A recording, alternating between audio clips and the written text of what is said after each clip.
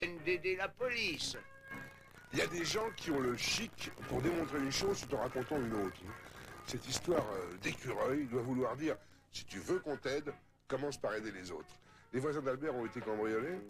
Il faut retrouver le ou les coupables. Je parie qu'Albert et sa bande vont avoir un super rôle à jouer dans cette histoire. Regardez.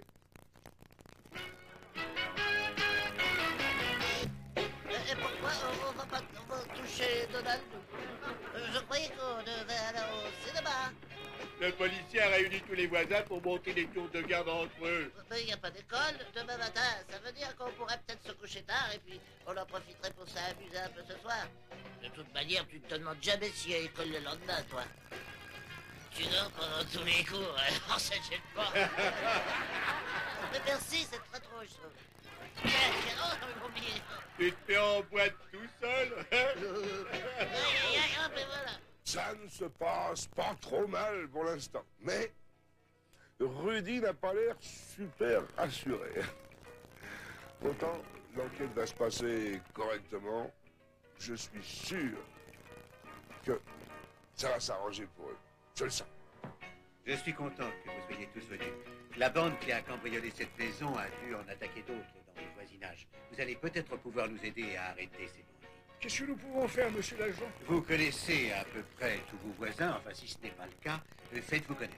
Découvrez leur voiture, sachez quand ils partent en vacances, guettez tout ce qui vous paraît suspect, des étrangers qui chargent un camion, par exemple. Et si quelqu'un emporte quelque chose de la maison d'un de nos voisins, est-ce qu'il faut qu'on intervienne, monsieur? Non, non, appelez la police. N'essayez jamais d'arrêter un criminel vous-même. C'est très dangereux. Et d'ailleurs, c'est mon boulot. Et c'est valable pour vous aussi, les enfants. Vous pouvez participer à cette surveillance. Si vous voyez quelque chose de bizarre, dites-le à vos parents. Le seul truc bizarre que j'ai vu dans ce coin, c'est Rudy. Et mes parents, ils veulent plus que je leur parle de lui, ça les fatigue. On a encore le temps de voir le deuxième film, hein, si on se secoue un peu. D'accord, d'accord. De toute façon, je suppose que la réunion est terminée maintenant, dis donc, dis donc. Ce que j'espère, c'est que personne n'appellera la police en nous voyant sortir de cette maison. C'est fou comme on a des idées fixes dans la vie. Certains se croient persécutés, d'autres se croient grands et minces, comme moi. Et d'autres, comme Rudy, croient que tous les policiers sont méchants. Et ils refusent de jouer le jeu. C'est pas comme ça qu'il va s'en tirer. Enfin, heureusement, les copains vont lui donner, je crois, un très sérieux coup de main. Vous allez voir. Voir Rudy.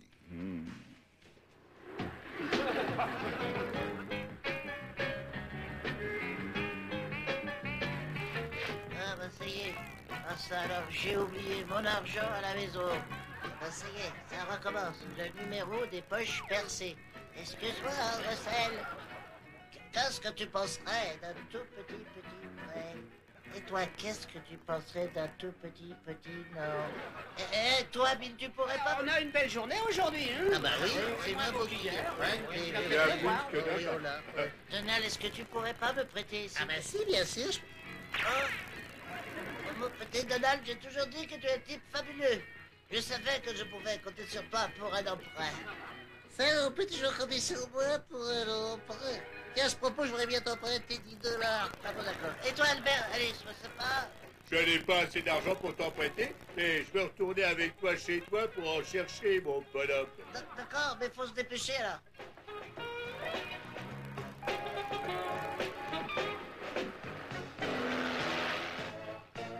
Ils sont plus avares les uns que les autres. Ils veulent pas me prêter d'argent. Ils réagiraient peut-être pas comme ça si tu leur avais déjà remboursé l'argent que tu leur as emprunté, dis donc, dis donc. Ah oui. Eh ben, dis donc, Rudy, regarde-moi ça. Oui, et alors, j'ai déjà vu cette camionnette dans le quartier. Mais tu rigoles? Et si par hasard... Allez, dépêche-toi, on va rater le début du film. Ils s'arrêtent devant chez Tim Rogers, regarde, Rudy. Ah oui, et alors? Ils sont partis en vacances. Rudy, ce sont peut-être des cambrioleurs.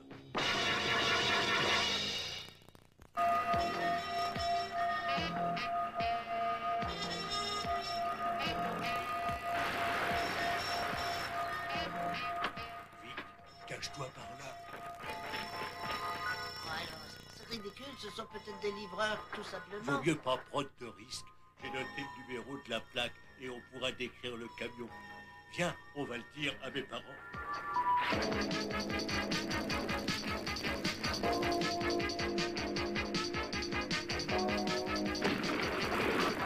Maman, papa, Eh bien, Albert, qu'est-ce qu'il y a? Qu'est-ce qui se passe? on a vu des types dans une camionnette de déménagement. Ils sont entrés chez Jim Rogers il y a 2 minutes. Et les Rogers, ils sont partis en vacances. Mais il faut appeler la police. Ah, Tu as le numéro de la camionnette? W6TZY, une camionnette blanche. Oui, absolument, c'est ça. Mon fils pense qu'il y a des cambrioleurs au 282 rue Kennedy. Viens, Albert. On va quand même pas rater le spectacle. Attention, Rudy, ça me paraît pas super prudent. Oui, une camionnette blanche. Numéro de sa plaque W6TZY. Oui, c'est ça. Et moi, j'habite au 451. Merci. Alors tu viens, on risque rien si on reste suffisamment loin, Albert. Oh non, pas question, c'est à la police de jouer maintenant. Vous les enfants, vous restez ici. La police passera prendre votre déposition après. D'ici là, qu'est-ce que vous diriez d'une glace? Si on est obligé d'attendre tout bêtement ici, Il est quand même fort, hein, notre petit copain Albert. Ah, il s'est rappelé que les voisins étaient en vacances. Et il a eu le bon réflexe, en prévenant ses parents. Il ne faut jamais, jamais jouer au petit détective soi-même. Ça pourrait mal finir et puis vous ne pourriez pas voir la suite de l'épisode. Vous que ce serait trop bête, non? Ça baigne bien ensemble. On est peinards. On va pas casser notre planète alors. Restez avec nous et regardez cette suite extraordinaire. Oh! Mais qu'est-ce qui... Oh là là là là là là là là! Allez, on dégage. Et alors, qu'est-ce qu'elle fait la police? Il lui en faut du temps. Oh bah tiens, les voilà, allez, viens.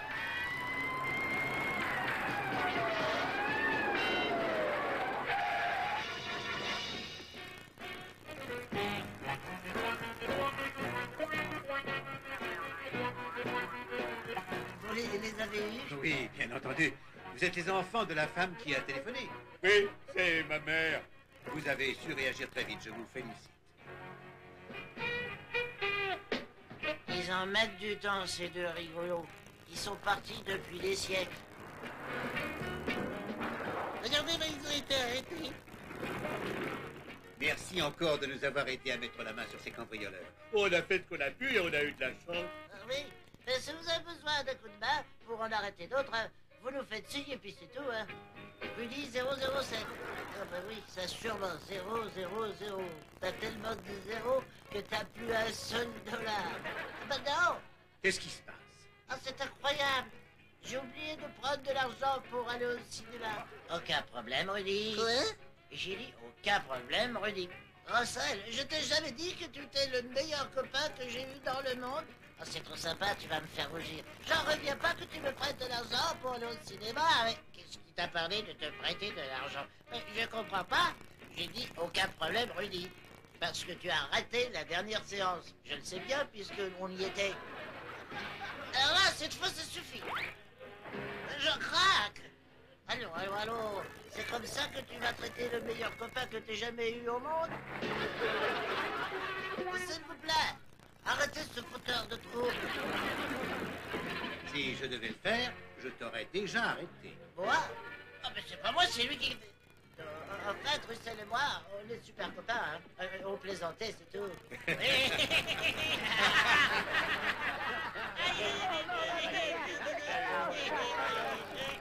Eh bien, tout s'arrange.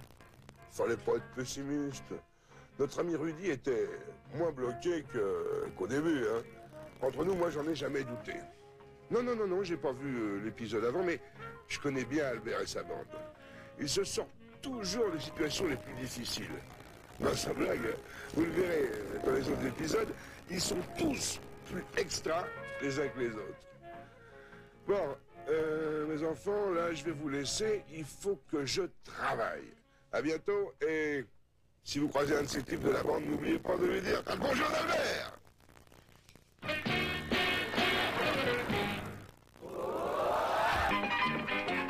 Plus vite, dépêche-toi, Donald. oui, et j'ai pas envie de rater les aventures d'Ornette. Ah bah ouais.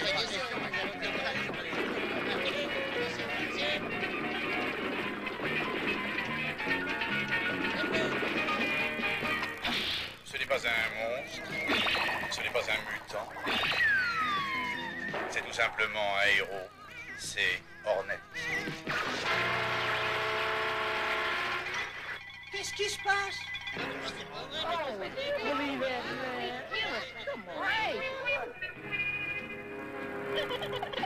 comprends pas, il y a un problème, mais ça me dépasse.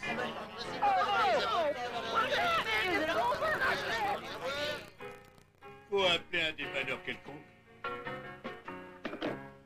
Eh oui, il y a des jours comme ça où tout va mal.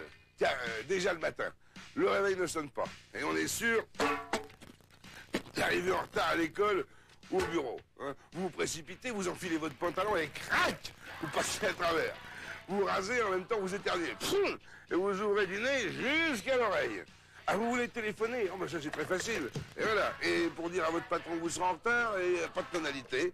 Et voilà, vous voulez allumer la radio? Eh ben, faut pas savoir où la radio, le tube explose. Non mais c'est vraiment quelquefois n'importe quoi. Vous devez vous demander comment nos grands-parents passaient les grandes soirées d'hiver. Vous pensez qu'ils s'ennuyaient à mourir? Mais non, pas du tout. Les gens dans les villages se rassemblaient autour d'un feu, sur la place ou dans la plus grande pièce de la maison. Et celui qui avait les plus grandes facilités de narration racontait des histoires à tout le monde. Génial.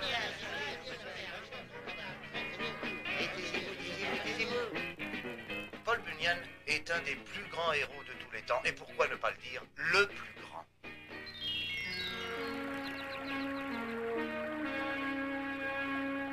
Il y a bien longtemps, alors que les États n'étaient pas encore ce qu'ils sont, vivait un jeune homme dont le nom allait entrer dans l'histoire. Maman, j'ai trop de faire. Je t'ai préparé 50 crêpes et 15 kilos de brouillé. Je suis désolé de t'imposer tout ce travail, ma pauvre maman. Oh, ça ne fait rien. Le seul problème, c'est que tu grandis si vite que je me demande comment tu vas pouvoir entrer dans la salle à manger. Ah, y a pas de problème. Regarde.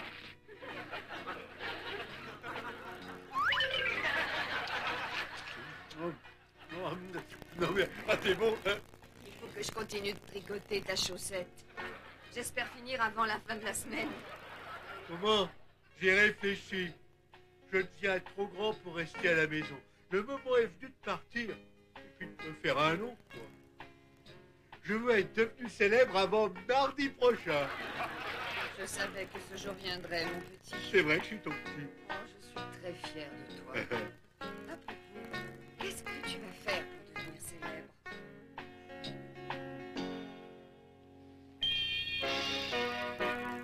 Je vais devenir le meilleur et le plus grand bûcheron qui ait jamais existé. Et c'est ainsi que Paul Bunyan commença à traverser le pays.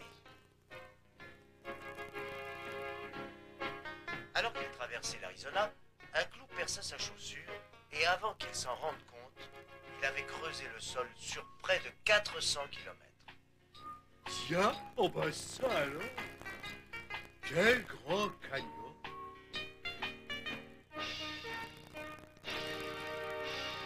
Et c'est ainsi que fut creusé le Grand Canyon.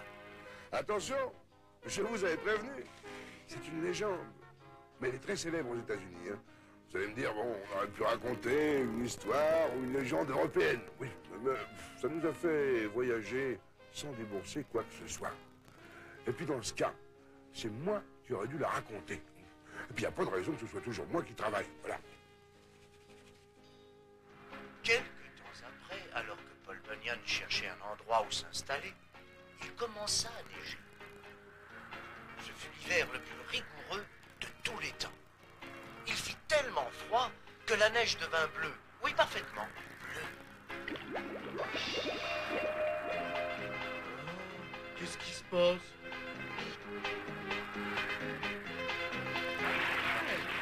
Quelqu'un est tombé dans le lac.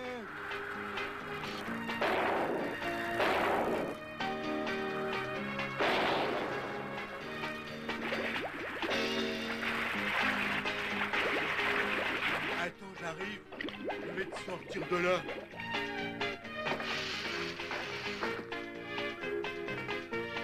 Il lança au loin une masse de neige et de glace qui le gênait. Et c'est ainsi qu'il créa le pôle Nord.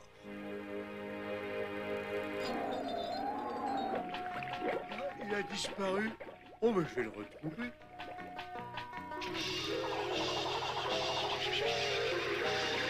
Ah, et voilà. Oh, bah ça alors, un petit taureau bleu. Je vais t'appeler bébé, mais faut pas avoir peur, je ne te ferai pas de mal.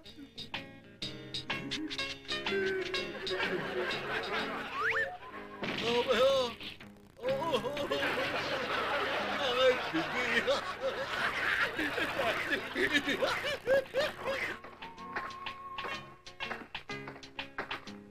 Dis donc, c'est incroyable. Tu grandis drôlement vite, toi.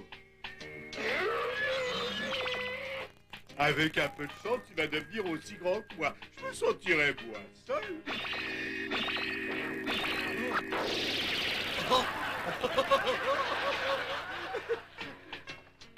Quand j'aurai trouvé un coin où m'installer, tu seras peut-être de ma taille. Ben, moi, j'aime bien le taureau bleu. Je parie qu'il va avoir un rôle sympa. Et moi, j'aime bien la façon dont le type a creusé le Grand Canyon. Vous pourriez applaudir hein, quand vous voyez quelque chose de bien. Vous n'allez pas me dire que vous voyez des dessins animés comme ça tous les jours, non?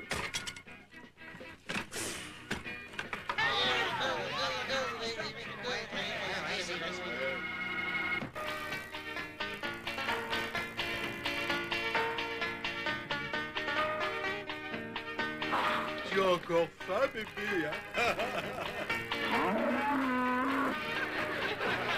Alors avale une autre petite crêpe.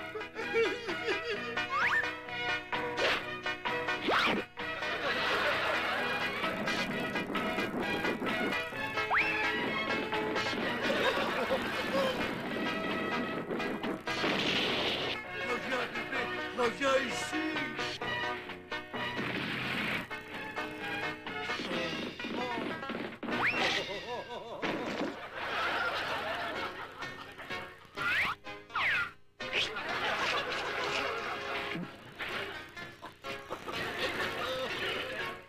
Regarde, Pépé, des arbres. C'est la plus grande forêt que je connaisse. Je vais être célèbre mardi prochain.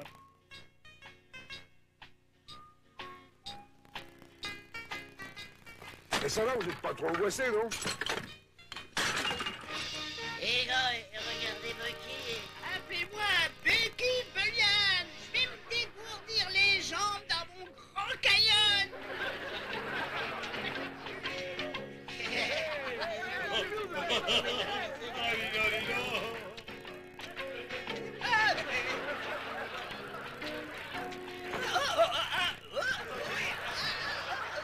Attention, oh là là.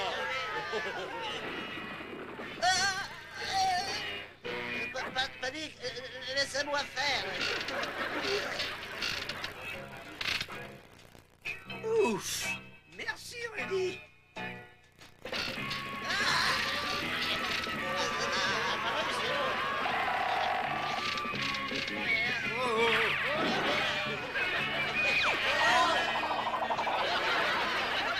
Qu'est-ce que je vous avais dit?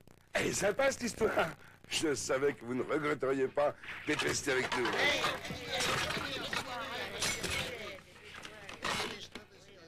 Vous regrettez pas? Non? Un coup de chance que la télé soit tombée en panne.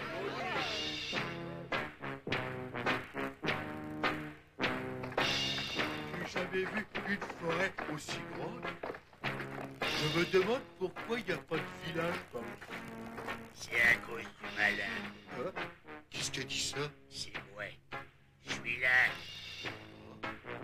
On m'appelle Bristol Bill.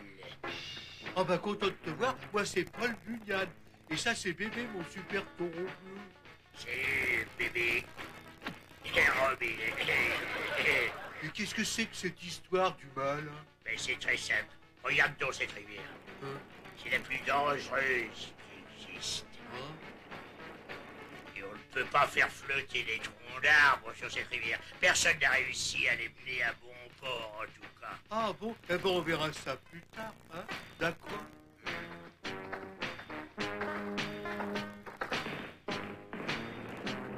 C'est peut-être une rivière maudite, mais tu n'es pas de taille avec nous. Vous ne pouvez rien contre moi.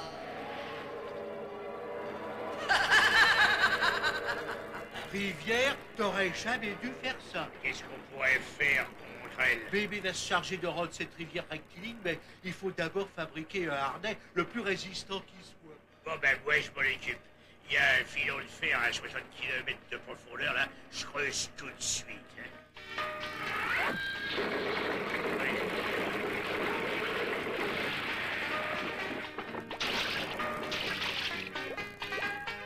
Oh, t'es drôlement costaud, Brimstone Bill. Et maintenant on va forger un harnais pour bébé.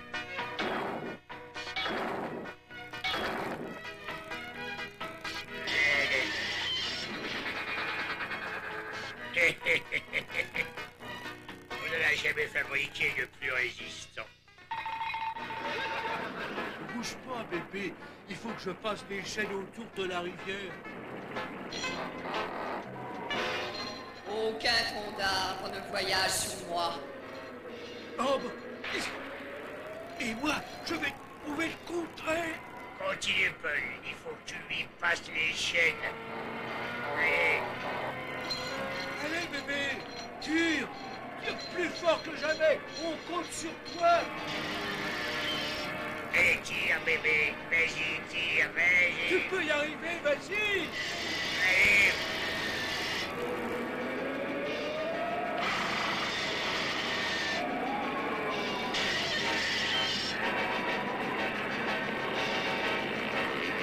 Sa mère.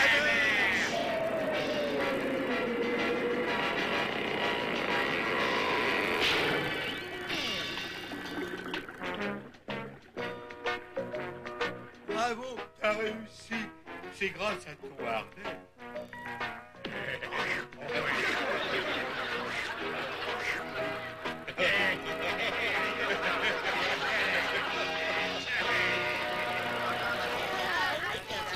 C'est pas bien.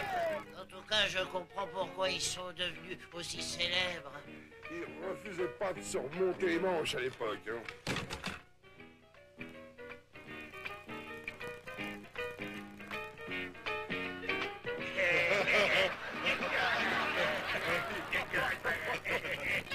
Il ne leur a pas fallu longtemps pour construire leur village. Et tout était à leur taille. Les cuisines avaient plus de 5 km de long.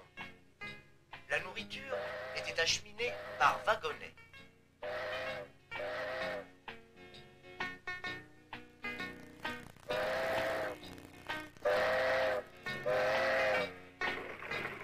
Et pour faire des crêpes, Paul assécha carrément le lac voisin.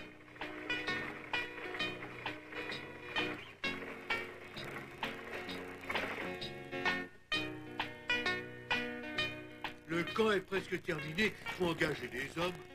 Ça, c'est une bonne idée d'avoir construit le village près de la rivière. Ce barrage va alimenter notre moulin. Faut qu'il fonctionne jour et nuit.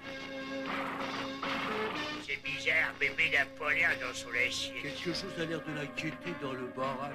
Rassure-toi, j'ai fait ce barrage avec un flanc de la montagne, bébé. L'eau ne peut pas passer. Et pourtant, bébé avait toutes les raisons de s'inquiéter. Je vais te montrer, Paul Bunyan, qui est le maître de la rivière.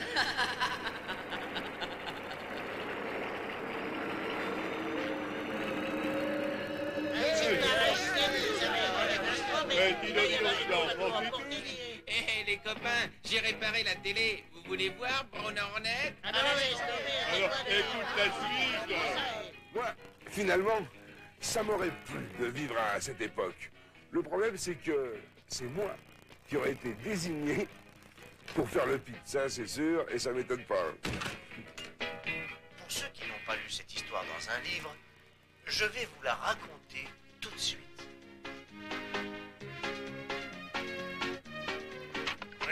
c'est terminé. Tu vas pouvoir labourer et faire des sillons d'au moins 100 km. Va falloir une grande ferme pour nourrir tout le monde. Je vais commencer par planter du maïs. Et bébé, t'aimes pas le maïs? Ouais. Non mais c'est pas le maïs, non. Il est toujours inquiet pour le barrage.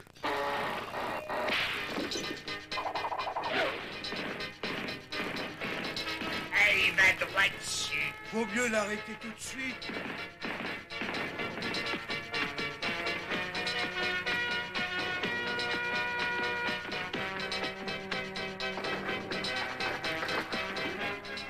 La rivière. Ce n'est qu'une petite fissure, mais plus pour longtemps, Paul Bunyan. Il reste encore beaucoup d'eau à l'endroit d'où je viens. Regarde, le barrage va sceller. Viens vite.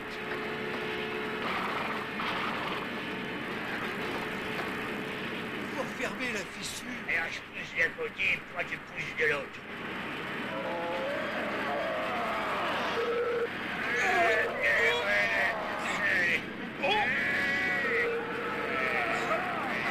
Impossible.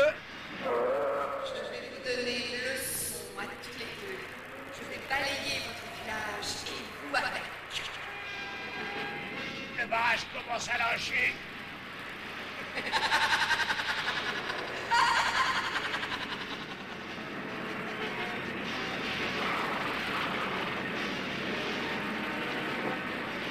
Bébé, reviens, on a besoin de toi. On va avoir peur de l'eau. Lui, mort mais bébé, n'a jamais peur de rien.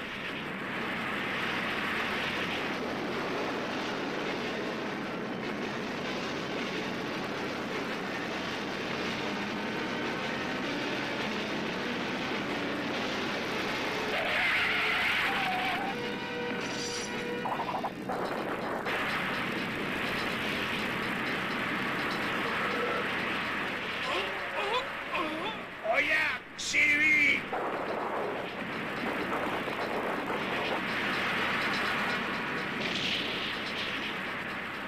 Et oui, il avait eu une très bonne idée. Il avait creusé une tranchée pour détourner une partie de la rivière et diminuer la pression de l'eau sur le barrage. Il y avait tellement d'eau qu'il fut obligé de continuer à creuser cette tranchée dans plusieurs étapes et il aboutit finalement à l'océan. Le gouvernement baptisa ce fleuve le Mississippi. Et aujourd'hui, il est toujours à la même place. Je suis pas mécontent de vous avoir rencontré. Hein. J'ai l'impression qu'on n'a pas fini de vivre de grandes aventures, toi et Bébéto.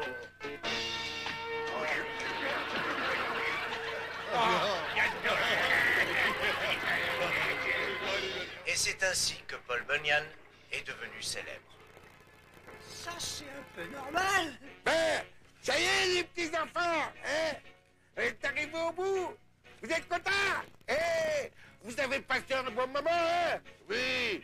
Ah ben, les petits enfants, vous avez amené l'histoire du monsieur et il l'a raconté tout à l'heure, hein? Faut me dire tout de suite, hein? Faut pas être timide avec nous, hein? Si on est la prochaine fois, on jouera tous ensemble. Hein? Et j'ai bien joué, moi. Et vous plaît bien ce brave Albert, hein? Et puis les petits copains, hein, dites, hein? Allez, dites, hein? Et puis il y aura tout plein d'épisodes, aussi bien que celui-là. Quand vous irez à l'école demain, vous direz tous la même phrase. Les petits enfants, vous savez quoi? Vous êtes prêts? Vous savez pas? Ils ont oublié les petits enfants. Ils ont oublié les... Oh, ils ont oublié. T'as le bonjour d'Albert.